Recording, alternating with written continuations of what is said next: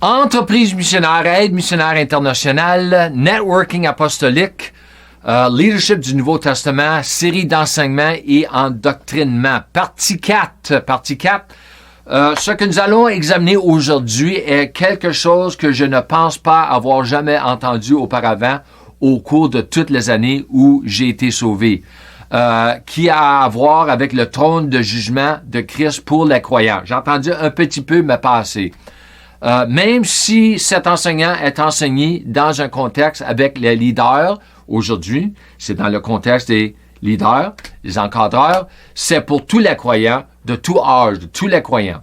Alors, commençons ici, références clés et notes critiques. Commençons avec la base de l'enseignement et ensuite nous allons regarder d'autres versets pour que nous puissions comprendre les premiers versets que j'enseigne. On commence avec 1 Corinthiens, chapitre 3, 10 à 15. Tout est correct, j'espère? Oui. OK.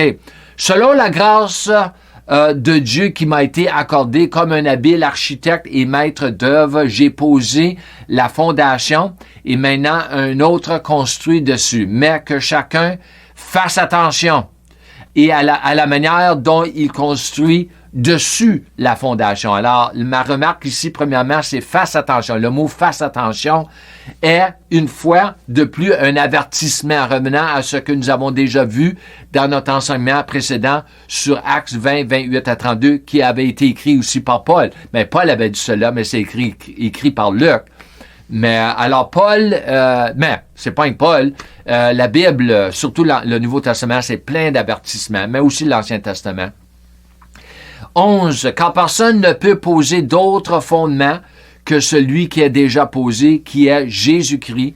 Intéressant ici, notre remarque, la plupart, sinon à chaque fois que Paul mentionne le Seigneur Jésus-Christ, il a à l'esprit son humanité, en particulier dans ses lettres concernant qui nous sommes et ce que nous sommes et ce qui nous appartient dans notre union avec le Christ, parce que nous sommes nous-mêmes des humains. Alors, c'est dans son humanité, et non des petits dieux, mais des enfants et les fils de Dieu, avec Jésus étant le premier-né de Dieu, le fils premier-né de Dieu, concernant la nouvelle création. Souvent, lorsque nous lisons quelque chose que Paul a dit, nous devons comprendre la révélation qu'il a concernant ce sujet spécifique qui nous est écrit dans d'autres parties de ses lettres. Dans ce contexte, Paul mentionne avoir posé la fondation, qui est Jésus-Christ en tant que le second, le dernier, le nouvel Adam. Moi aussi, je fais la même chose. Je peux faire un enseignement et je peux dire quelque chose qui est basé sur quelque chose d'autre que j'avais reçu une révélation du Seigneur de ce sujet, mais j'ai pas vraiment le temps de déballer cette révélation parce que l'enseignement n'a pas vraiment à faire avec ce sujet-là. Alors, mais des fois, il faut embarquer, on appelle ça en anglais des rabbit trails. Il faut embarquer un peu sur le sujet, la révélation, pour faire comprendre, pour élaborer sur ce que j'enseigne primairement. Avançons à versets 12 à 15. Mais si quelqu'un bâtit sur le fondement, que ce soit avec de l'or, de l'argent, des pierres précieuses, du bois, du foin, de la paille, l'œuvre de chacun deviendra clairement, ouvertement connue, montrée pour ce qu'elle est, car le jour du Christ, le jugement, le révélera et le déclarera, car il sera révélé par le feu, Et le feu testera, évaluera de manière critique le caractère et la valeur du travail que chaque personne a fait.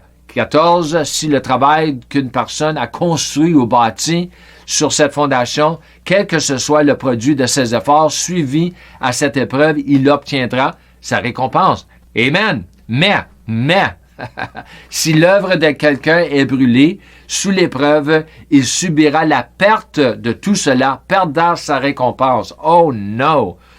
Bien qu'il soit lui-même sauvé, mais seulement comme celui qui est passé par le feu. Ça, c'est pas bon, ça, ici. C'est très épeurant. C'est ça que j'ai marqué ici. J'ai marqué très et extrêmement sérieux, si vous me demandez. Dans ces 4 versets, 12 à 15, nous avons des mots-clés tels que bâti, verset 12, faible, verset 13, œuvre, verset 13 et 15, travail, verset 13 à 14, et construit, verset 14. Alors, nous avons 4 mots-clés ici. J'ai marqué ici pour l'enseignement. Un peu, j'aime ça mettre les mots, un peu de grec.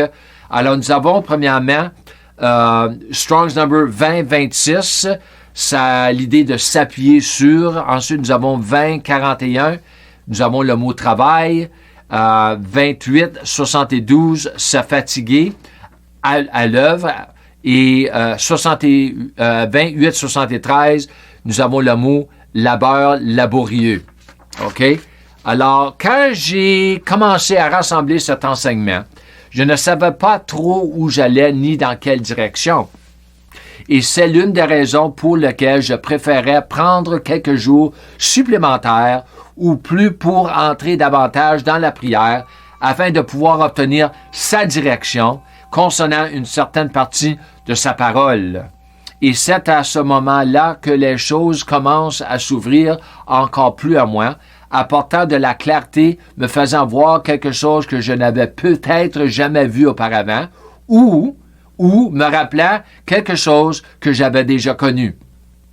En d'autres termes, les choses commencent à évoluer lorsque je cherche sa propre pensée concernant sa propre parole, parce que c'est sa parole.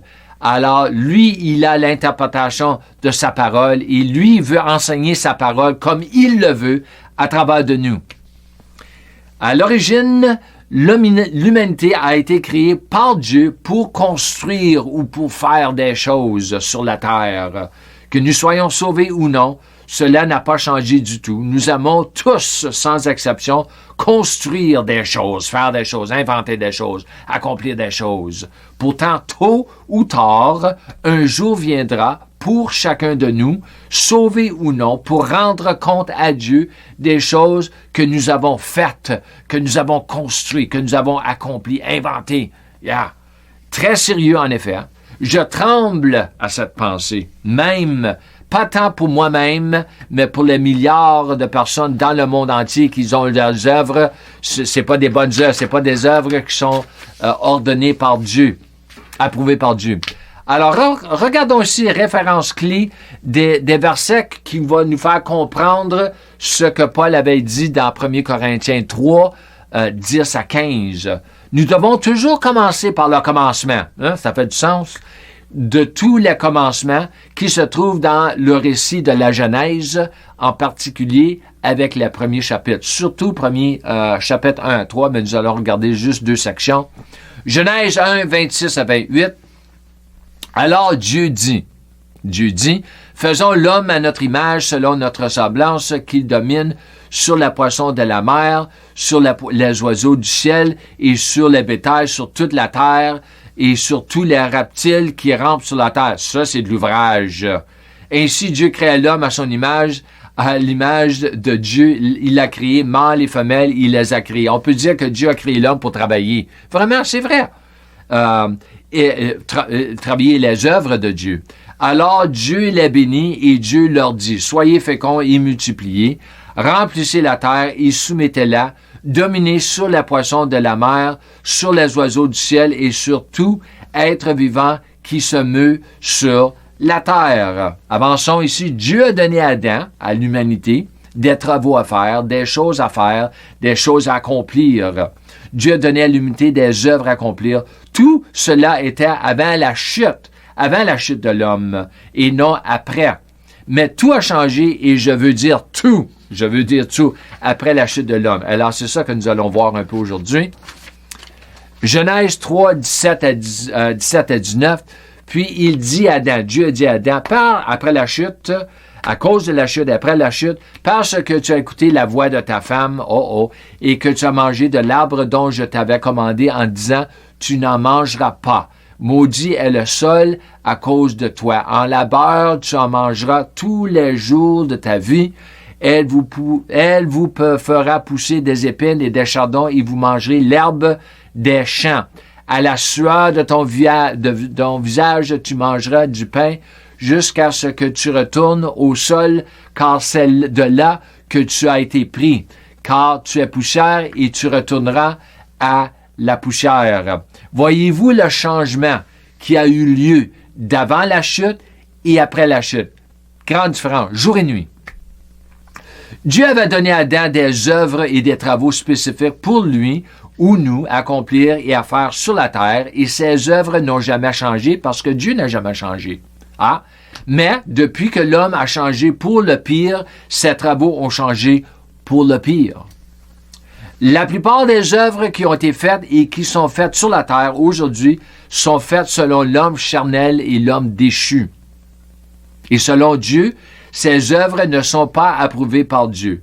Ils ne valent rien ou presque rien parce qu'ils ne sont pas faits selon sa volonté pour son royaume et sa gloire. Nous verrons bientôt ce que la parole de Dieu a à dire sur tout cela. Même, prenez par exemple, aujourd'hui, qu'est-ce que nous avons? Nous avons les avions. Nous avons des navires, nous avons des trains pour la transportation, nous avons des chemins faits en ciment, tout cela, des grandes routes pour se promener de grande ville à grande ville.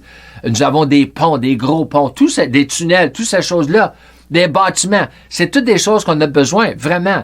Mais quand ils bâtissent ces choses-là, est-ce qu'ils donnent la gloire à Dieu? Non, ils ne donnent pas la gloire à Dieu. Ils prennent leur gloire. Ils prennent la gloire. Ils prennent la gloire, puis qu'est-ce qu'ils font avec l'argent qu'ils font avec tout cela? Yeah, c'est pour eux-mêmes, pour accomplir leurs œuvres et pas pour leur royaume de Dieu. Ça va causer des problèmes dans la journée du jugement pour les non-croyants et aussi pour les croyants. Avançons à Matthieu 11. Ici, ça commence un peu intéressant concernant le Nouveau Testament. 11, 2, 4 et 5, Jean-Baptiste, ayant entendu parler dans sa prison des œuvres de Christ. Wow, les œuvres. Je me rappelle, j'ai vu ça une couple d'années passées. J'ai dit, Christ a des œuvres. Lui fit dire par ses disciples. Jésus leur répondit, allez rapporter à Jean ce que vous entendez et ce que vous voyez. Les aveugles voient. Les boiteux marchent, les lépreux sont purifiés, les sourds entendent, les morts ressuscitent et la bonne nouvelle est annoncée aux pauvres. Les œuvres de Christ. Nous avions précédemment lu dans 1 Corinthiens 3 que la fondation est Jésus-Christ. Et nous avions été avertis de construire correctement sur ce fondement qui est le Jésus-Christ des 4 évangiles. Et à cette fondation, il y a des œuvres qui s'y rattachent comme il y en a toutes les autres fondations. Par conséquent, si nous obtenons notre fondation correctement et que nous construisons dessus correctement comme nous le devons, nous obtiendrons nos œuvres correctes. Dieu y verra. Les œuvres de la fondation qui n'a autre que les œuvres du second, le dernier, le nouvel Adam, l'homme nouveau. L'homme nouveau a des œuvres. C'est les nouvelles œuvres sur la terre. Ce sont ces œuvres, donc elles devraient aussi être nos œuvres en tant que membres de son corps, son propre corps. Et c'est une grande partie de ma vocation de rendre l'Église aux œuvres de Christ sur la terre. Avançons à Jean 5, 17, 19 et 20 concernant le deuxième Adam, ce qu'il dit concernant les œuvres. Cependant, Jésus leur répondit, « Mon Père est à l'œuvre. » Vraiment, le Père est à l'œuvre. Jésus est à l'œuvre, mais le Père est à l'œuvre. Jusqu'à présent, moi aussi, je suis à l'œuvre. Jésus reprit donc la parole, et il leur dit, « En vérité, je vous le dis, le Fils ne peut rien faire de lui-même, sinon ce qu'il voit le Père accomplir. » Oh, le Père accomplit des choses, il travaille, le Père travaille, il travaille. Tout ce que le Père fait, travaille, le Fils aussi le fait pareillement. En effet, le Père aime le Fils et lui montre tout ce qu'il lui-même fait, tout ce qu'il travaille. Et il lui montrera des œuvres plus grandes que celles-ci afin que vous soyez dans l'émerveillement ou l'étonnement. Remarque, nous avons des mots-clés tels que œuvre, mais aussi nous avons le mot fait comme dans réaliser et accomplir. Tout type de travaux doit être fait et accompli pour être ou devenir visible. Dans ce contexte, cela nous dit clairement que Jésus était pleinement préoccupé à faire ou accomplir les œuvres de son Père, du Père. Donc, cela me dit que le Père, qui est notre Père, a des œuvres qu'il veut faire et accomplir à travers de nous, ses enfants. Sur la terre, notre Père céleste a des œuvres qu'il doit accomplir ici sur terre. Jésus était déterminé quand il s'agissait de faire les œuvres de son Père et nous devons l'être aussi. Qu'en est-il de Jésus à l'âge de 12 ans? C'est quoi marqué? Allons à Luc 2, 49. Et Jésus leur dit à qui? À Marie et Joseph. Pourquoi m'avez-vous cherché? Ne saviez-vous pas qu'il faut que je m'occupe des affaires, les œuvres de mon Père à l'âge de 12 ans? Jean 6, 28, 29. Très intéressant ici. Les disciples dirent à Jésus, « Que devons-nous faire pour accomplir les œuvres de Dieu? » Jésus leur répondit, « L'œuvre de Dieu. » Alors, Jésus a des œuvres, le Père a des œuvres, Dieu a des œuvres. C'est toutes les mêmes œuvres parce qu'elles sont toutes pareilles. L'œuvre de Dieu, c'est que vous croyez en celui qui l'a envoyé, Jésus-Christ. Remarque, les œuvres de Dieu consistent à croire en Jésus. Mais dans le sens le plus vrai du mot « croire », cela porte également l'idée de suivre. Et dans le sens le plus vrai du mot « suivre », vous aurez l'idée de imiter. Les gens suivent certains types de personnes afin de les imiter en voulant devenir comme eux. Faire ou vouloir faire les choses, les mêmes œuvres que Jésus a faites, devrait être pour nous tous ainsi que pour ses disciples. Lorsque vous suivez quelqu'un, c'est parce que vous admirez ce qu'il est et ce qu'il fait. Et vous aimeriez être et faire les mêmes choses en voulant devenir comme lui ou elle. Moi, j'ai tombé dans ce piège, si je peux dire cela, avant que j'ai été sauvé. Et même un peu après j'ai été sauvé, je voulais devenir comme un prédicateur, mais même avant que j'étais sauvé, je voulais devenir comme une certaine vedette, un guitariste qui jouait la guitare, tout cela. Et en tout cas, aujourd'hui, c'est ça que nous avons dans l'Église, un problème. Alors, nous devons changer tout cela. 1 Corinthiens 15, 10, Paul y dit, « Mais, par la grâce de Dieu, je suis ce que je suis, et sa grâce envers moi n'a pas été sans résultat. Au contraire, j'ai travaillé plus que tous, non pas moi toutefois, mais la grâce de Dieu qui est avec moi. » Remarque, il y a essentiellement deux types de personnes dans l'Église. Il y a ceux qui prennent la grâce de Dieu en vain et ceux qui ne prennent pas la grâce de Dieu en vain. Et ceux qui prennent la grâce de Dieu en vain finissent par ne rien faire ou presque rien faire pour le royaume de Dieu. Pourtant, ceux qui ne prennent pas sa grâce en vain finissent par faire de grands exploits pour son royaume. Jésus est notre exemple parfait pour ne pas prendre la grâce de Dieu en vain et regarder les fruits. Regardez les résultats que Jésus avait, dont nous devrions l'imiter. La grâce de Dieu produira à nouveau les œuvres de Christ sur la terre, car c'est ce qui manque. Les œuvres de Christ changeront tellement de choses sur la terre pour le mieux. La grâce de Dieu nous a été donnée pour accomplir les œuvres de Christ. La grâce de Dieu nous a pas été donnée pour accomplir nos propres œuvres. Non. Alors, si vous ne voyez pas les œuvres de Christ dans votre vie, vous manquez quelque chose, grandement. 2 Corinthiens 5, 10, et ça, Paul parle dans 1 Corinthiens 3. 2 Corinthiens 5, 10. Car nous devons tous comparaître et être révélés tels que nous sommes devant le siège du jugement de Christ, afin que chacun reçoive son salaire selon ce qu'il a fait dans le corps, soit en bien, soit en mal, considérant ce que son but et son motif ont été, et ce qu'il accomplit, les œuvres occupées et se sont consacrées, et son attention à l'accomplissement, les œuvres. Remarque, tout ce qui est fait sur la terre, quelles que soient les œuvres, pour saints comme pour les pécheurs, doit être fait, accompli, exécuté par la venue du corps humain, surtout avec les mains. Surtout avec les mains. Tout ce qu'on fait aujourd'hui, même je prends ma plume, quand j'écris, je travaille sur les ordinateurs, même la construction, un marteau, tout, conduire le véhicule, tout cela. Les meurtriers, quand ils poignardent quelqu'un, quand ils tuent quelqu'un avec un fusil, tout cela, c'est fait avec les mains. Le corps, certainement. Les yeux, les oreilles, la pensée, le cœur, tout cela, mais surtout avec les mains. Tu enlèves les mains, tu enlèves les œuvres. Vraiment. Si tu enlèves les mains, la plupart des œuvres sur la terre, les bonnes œuvres, les mauvaises œuvres, il n'existera pas. Si tu enlèves, si les mains n'existent pas. All right. Yeah.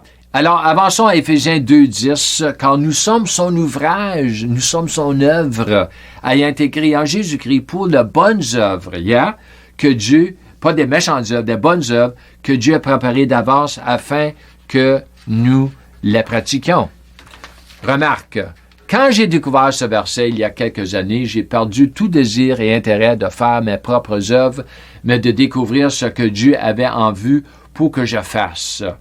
Surtout dans le contexte de l'entreprise missionnaire. Je vais avancer. Non. Un petit peu. Yeah. Maintenant, je passe le plus clair de mon temps dans la prière, la parole, le jeûne pour connaître ses bonnes œuvres que Dieu a déjà prévues pour moi à l'avance. Croyez-le ou non, Dieu le Père avait déjà prévu à l'avance de bonnes œuvres pour que Jésus y entre et c'est ce dont Jésus était pleinement préoccupé, comme nous l'avons déjà vu dans Jean 5. Et c'est à cela que l'apôtre Paul faisait référence dans ce que nous avons déjà lu dans 1 Corinthiens 3. Toutes les œuvres non ordonnées de Dieu seront brûlées perdant la récompense. Avançons en 1 Thessaloniciens 2:13.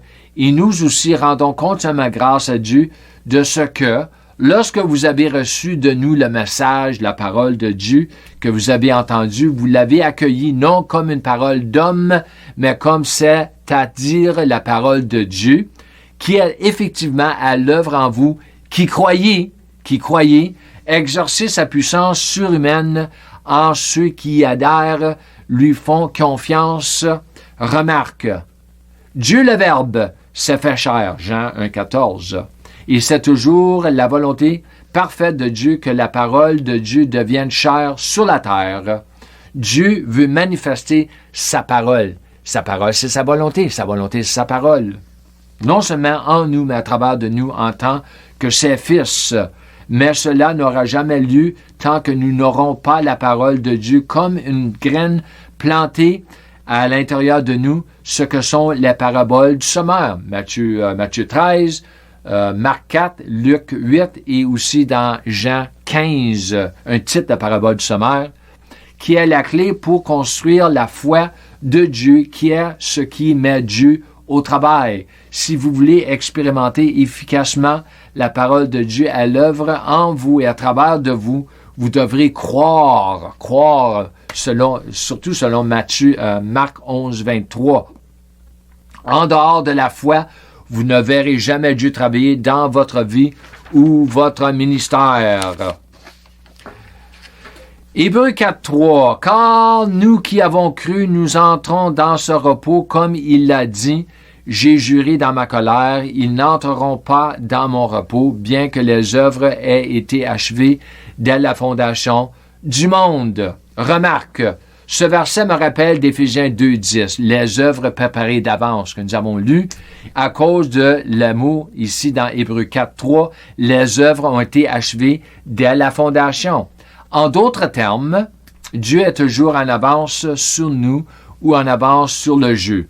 Dieu a toujours la réponse ou la solution à chacun de nos problèmes.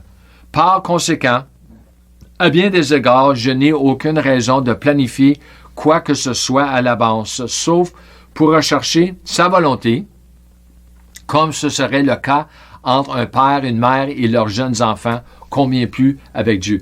Les parents, même avant les enfants sont nés, ils ont déjà des choses planifiées d'avance. Yeah? Et surtout quand les enfants sont nés, ils sont petits, ils grandissent, ils ne connaissent pas grand-chose.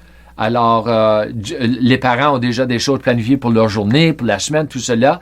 Éventuellement, ça change un peu parce que les enfants grandissent, ils ont leur propre volonté, mais c'est pas la même chose pour nous comme croyants, parce que nous ne devons jamais avoir notre propre volonté comme fils de Dieu. Jamais, jamais, jamais, jamais. Dieu a toujours quelque chose prévu d'avance pour que nous puissions marcher dans ce qu'il a prévu d'avance. Avançons ici. Très intéressant. Apocalypse 14, 13. Et j'entendis du ciel une voix qui disait écrit, heureux, dès à présent, les morts qui meurent dans le Seigneur, ça c'est ceux qui sont sauvés, les saints, oui, dit l'Esprit, afin qu'ils se reposent de leurs œuvres, car leurs œuvres les suivent. Quand vous allez rentrer au ciel, si vous pensez que quand les œuvres vont rentrer avec vous, pas physiquement, mais parce que tout est écrit dans des livres, vous pourriez pas dire, non, je ne veux pas cette œuvre-là, je veux seulement les bonnes œuvres. Les autres œuvres que j'ai faites qui n'étaient pas bonnes, non, je ne veux pas qu'ils rentrent. Non, ils vont rentrer. C'est le temps de changer les œuvres maintenant. Nous sommes sauvés selon ses propres œuvres à la croix, mais nous rendrons compte selon nos propres œuvres que nous avons faites après avoir été sauvés, qu'elle a été faite selon sa volonté ou selon notre propre volonté. Au moment où j'entrerai au paradis pour l'éternité, mes œuvres le seront aussi, le bon, le mauvais et le laid.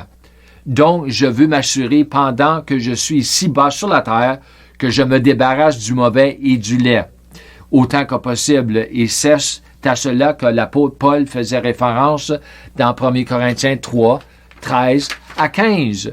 Dans le jugement, il n'y a pas de choix. Tu ne peux pas repentir, tu ne peux pas changer.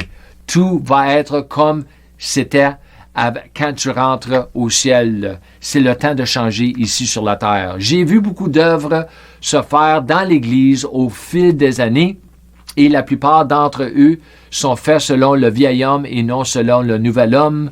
Beaucoup trop de gens perdront leur récompense s'ils ne changent pas leurs œuvres ici-bas sur la terre.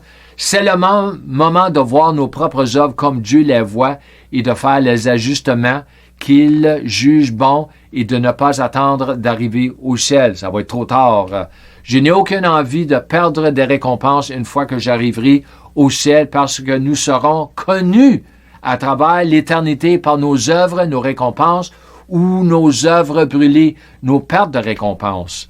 C'est d'entre nous qui auront plus de récompenses signifie que nos œuvres ont passé le test, l'épreuve. Imaginez ceci, juste imaginez ceci. Certains d'entre nous travaillent sur la terre pendant tant d'années pour seulement aller au ciel et faire brûler nos œuvres. Non merci, pas intéressé. Apocalypse 20:12 concernant les non-croyants. Et je vis les morts, ceux qui sont morts spirituellement, petits et grands, debout devant Dieu, et des livres furent ouverts, et un autre livre fut ouvert, qui est le livre de vie, et les morts furent jugés selon leurs œuvres d'après les choses qui étaient écrites dans ces livres.